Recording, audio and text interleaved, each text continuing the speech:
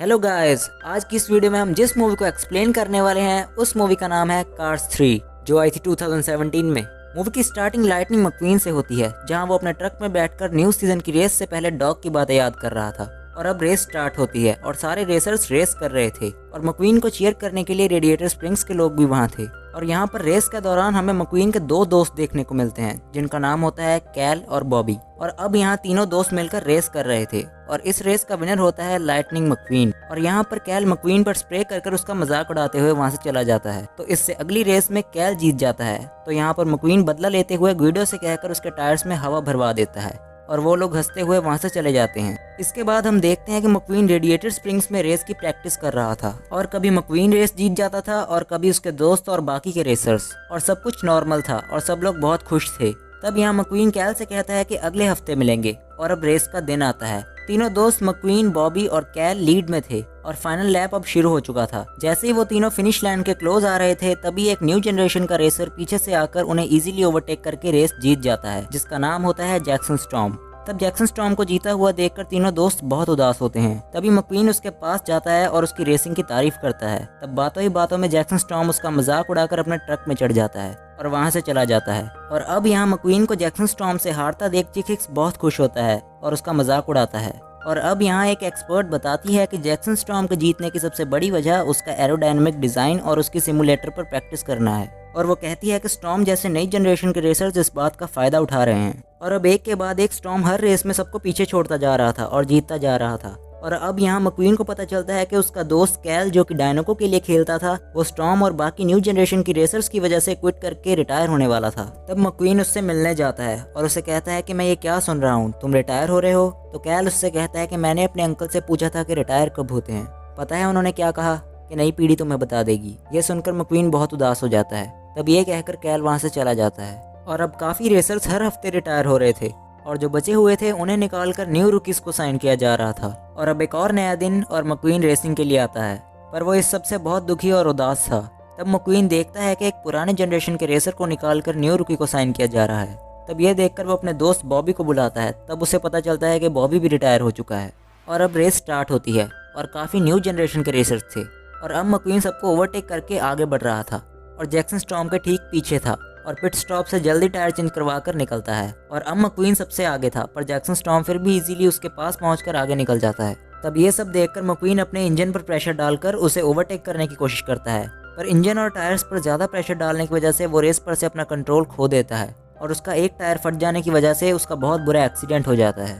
और अब 4 महीने बाद हमें रेडिएटर स्प्रिंग्स दिखाया जाता है जहाँ हम मक्वीन को देखते हैं जो कि डॉग के गैरेज में डॉग की पुरानी रेसिंग वीडियो देख रहा था जिसमें डॉग का एक्सीडेंट हो गया था। और तब वो डॉग की बातें याद करता है जब वो कहते हैं कि उन्हें किसी ने मौका नहीं दिया दोबारा रेसिंग करने का। तभी वहाँ सैली आती है और उसे मोटिवेट करती है। तब सैली की बातें सुनकर वो मान जाता है और ट्रेनिंग करने के लिए रेडी हो जाता है और मेटर से कहता है कि उसकी जल्द से जल्द रस्टी एंड डस्टी से बात करवाओ। तब रस्टी एंड डस्टी से वीडियो कॉल पे बात करते वक्त मक्वीन सबसे कहता है कि वो इस सीज़न सबके छक्के छुड़ा देगा। और वो रस्टी एंड डस्टी से कहता है कि स्टॉर्म से फास्ट होने के लिए उसे वैसी ही ट्रेनिंग लेनी होगी। तो वो मक्वीन से कहते हैं कि तुम जल्दी से मैक के साथ रस्टीज ट्रेनिंग सेंटर आ जाओ। और तब मक्वीन रेडी होकर गुइडो, लुइजी और मैक के साथ ट्रेनिंग सेंटर जाने के लिए निकलता है। और अब दिन रात ट्रैवल करने के बाद वो लोग at the end Rusty's training centre पहुंचते हैं जहां उन्हें बहुत से मीडिया वाले मिलते हैं। तब मक्वीन अंदर जाता है और रस्टी एंड डस्टी से मिलता है और ट्रेनिंग सेंटर देखकर वो बहुत खुश होता है। तब रस्टी एंड डस्टी उसे बताते हैं कि उन्होंने रस्टीज बेच दिया है क्योंकि वो मक्वीन की सारी ज़रूरतों को पूरा नहीं कर पा रहे थे। तब ये सुनकर मक्वीन बहुत उदास हो जाता है। और अब यहाँ पर रस्टी एंड डस्टी मक्वीन को रस्टीज के नए स्पॉन्सर से मिलवाते हैं जिसका नाम था स्टर्लिंग्स। तब मक्वीन स्टर्लिंग से मिलता है और उसके बाद रस्टी एंड डस्टी मक्वीन से 2 बातें कर वहाँ से चले जाते हैं। और अब स्टर्लिंग्स मक्वीन को ट्रेनिंग सेंटर दिखाता है और न्यू रेसर्स भी दिखाता है जो वहाँ ट्रेनिंग ले रहे थे। और उसके बाद वो मक्वीन को न्यू ट्रेनर से इंट्रोड्यूस करवाता है जिसका नाम था क्रूज रमीरेस, जो कि मक्वीन से कहती है कि वो मक्वीन की बहुत बड़ी फ़ैन है और उसे बचपन से देखती आई है और उसे बहुत खुशी होगी मक्वीन को ट्रेन करने में। तब वो मक्वीन की ट्रेनिंग शुरू करती है और अब यहाँ मक्वीन उसकी ट्रेनिंग से बोर हो रहा था और सीधा बिना वेट किए सिमुलेटर पर जाकर प्रैक्टिस करना चाहता था। तब प्रैक्टिस बीच में ही छोड़कर मक्वीन सिमुलेटर पर चढ़ जाता है पर क्रूज उसे मना करती है और कहती है कि आप अभी सिमुलेटर के लिए रेडी नहीं हैं। तब ये सब स्टर्लिंग्स भी वहाँ ऊपर खड़ा होकर देख रहा था। तब मक्वीन के इतना जिद करने पर क्रूज सिमुलेटर ऑन कर देती है और अब मक्वीन सिमुलेटर को संभाल नहीं पा रहा था और ओवर कंट्रोल होकर सिमुलेटर तोड़ देता है। इसके बाद इतना बड़ा नुकसान होने की वजह से क्रूज को स्टर्लिंग से बहुत डांट पड़ती है। तब स्टर्लिंग्स मक्वीन को अंदर बुलाता है और उसे उसके ऊपर बेस्ड टॉयज और अदर प्रोडक्ट्स दिखाता है और उससे कहता है कि तुम फोटोशूट करवाकर मेरे साथ अपने टॉयज बेचो और रेसिंग छोड़ दो, क्योंकि स्टर्लिंग्स को मक्वीन की परफॉर्मेंस कुछ खास नहीं लगी और वो मक्वीन के हारने की वजह से बिजनेस में कोई लॉस नहीं चाहता था। पर अब यहाँ मक्वीन स्टर्लिंग से कहता है कि मुझे एक मौका देकर देखिए, अगर मैं रेस जीत गया तो मैं जब चाहूंगा तब रिटायर होऊंगा और अगर हार गया तो रेसिंग छोड़ दूंगा। इसके बाद स्टर्लिंग्स मान जाता है। तब मक्वीन उससे कहता है कि वो यहाँ प्रैक्टिस नहीं कर पाएगा, उसे खुले मैदान में जाकर प्रैक्टिस करनी होगी। तब स्टर्लिंग उसके साथ क्रूज को भी भेज देता है और अब मक्वीन, क्रूज, लुइजी और गुइडो बीच साइड प्रैक्टिस करने के लिए आते हैं और अब मक्वीन प्रैक्टिस करनी शुरू करता है। पर क्रूज हमेशा ट्रेनिंग सेंटर में प्रैक्टिस करने की वजह से बीच पर रेस नहीं कर पा रही थी और उसके टायर्स मिट्टी में फंस रहे थे। तब मक्वीन पहले उसे सिखाता है और फिर खुद प्रैक्टिस करता है और तब मक्वीन प्रैक्टिस करने के बाद वहाँ थंडर हॉलोस का बोर्ड देखता है और कहता है कि वो वहाँ जाकर रियल रेस ट्रैक पर रेसर्स के साथ प्रैक्टिस करना चाहता है। तब मैक उसे कहता है कि उसे कोई पहचाने नहीं, इसलिए वो उसका और अपना रूप बदलकर उसे वहाँ ले जाएगा।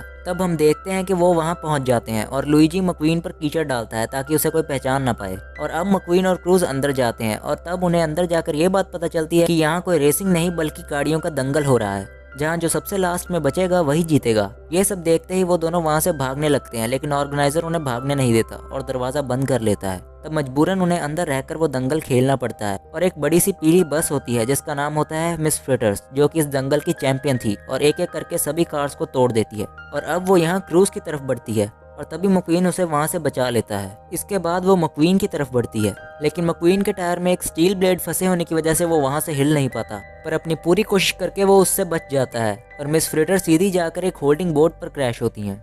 तब मक्वीन देखता है कि क्रूज अकेली ट्रैक पर दौड़ रही है और वो ये दंगल जीत गई थी। पर तभी एक पानी वाला ट्रक ओवर कंट्रोल होकर गिर जाता है और वो सारा पानी मक्वीन पर गिर जाता है, जिससे वहाँ सब लोगों को पता चल जाता है कि ये लाइटनिंग मक्वीन है और अब मक्वीन क्रूज के साथ ट्रक में था और वो इस सब का गुस्सा क्रूज पर उतारता है और उससे कहता है कि मुझ पर क्या बीत रही है ये तुम तब समझ पाती अगर तुम एक रेसर होती। तब ये सब सुनकर क्रूज मैक से रुकने के लिए कहती है और ट्रक से उतरकर मक्वीन से अपने रेसर बनने के सपने को लेकर बात करती है और वो उसे कहती है कि वो उसे हमेशा टीवी पर देखा करती थी हवा से बातें करते हुए।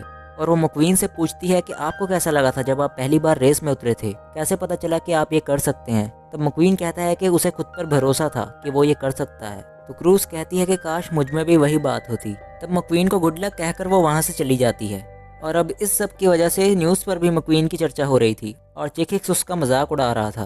तब इस सब से मक्वीन अपना मन हल्का करने के लिए मेटर को वीडियो कॉल करता है, जहां वो मेटर को बताता है कि उसके साथ क्या क्या हुआ। तब मेटर बातों ही बातों में मक्वीन को एक आइडिया देता है।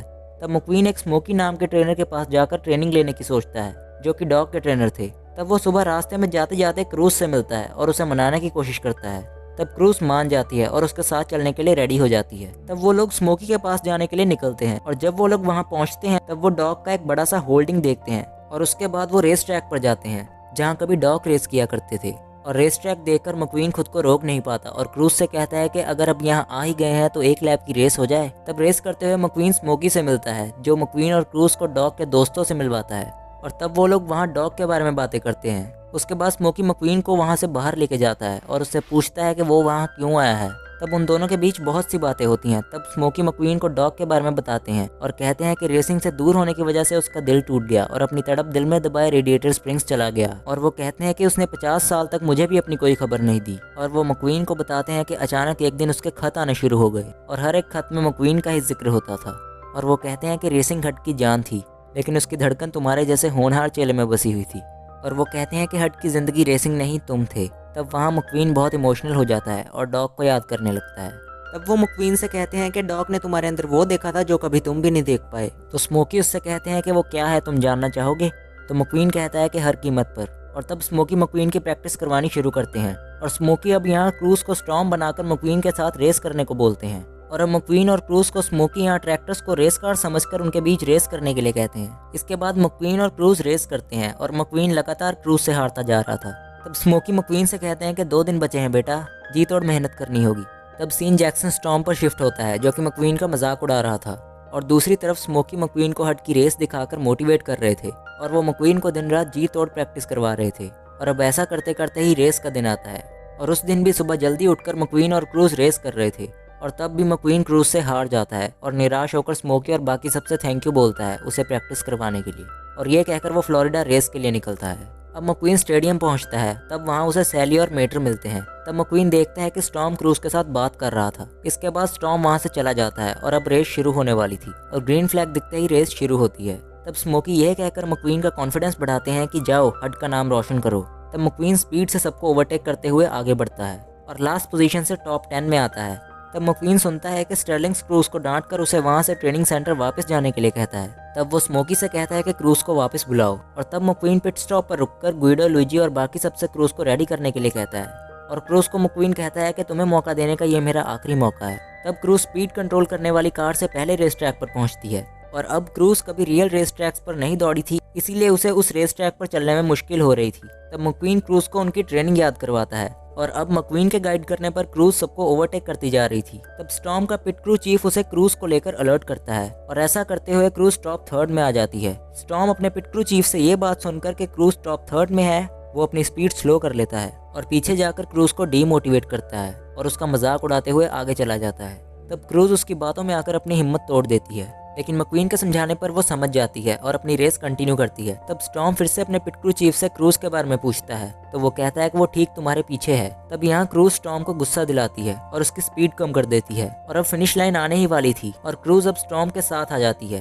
तभी स्टॉर्म उसे दीवार की तरफ धक्का देता है। तब क्रूज डॉग को याद करती है और वैसा ही करती है जैसा डॉग ने किया था और क्रूज ये रेस जीत जाती है और तब वो मक्वीन के पास आती है और तभी वहाँ स्टर्लिंग आता है और क्रूज को उसकी टीम की रेसर बनने के लिए बोलता है। तो इस पर क्रूज उसे मना कर देती है और तभी वहाँ मिस्टर टैक्स आ जाते हैं और तब वो क्रूज को उनके लिए रेस करने के लिए कहते हैं। और अब सैली यहाँ स्टर्लिंग से कहती है कि अब मक्वीन जब चाहे तब रिटायर होगा और अब यहाँ मिस्टर टैक्स स्टर्लिंग को अपने साथ ले जाते हैं और अब सब लोग वापस रेडिएटर स्प्रिंग्स आ जाते हैं, जहाँ क्रूज अब डायनोको की नई मॉडल बन गई थी। और वहीं दूसरी तरफ हम मक्वीन को देखते हैं जो अपना लुक बिल्कुल डॉग की तरह बना कर आया था और तब मक्वीन क्रूज से कहता है कि रस्टीज अब मिस्टर टैक्स ने ओन कर ली है और तभी वहाँ मिस्टर टैक्स आते हैं और कहते हैं कि स्टर्लिंग्स पैसे का भूखा था, मैंने उसकी भूख मिटा दी। इसके बाद मक्वीन और क्रूज रेस करने लगते हैं और यहीं पर इस मूवी की हैप्पी एंडिंग होती है।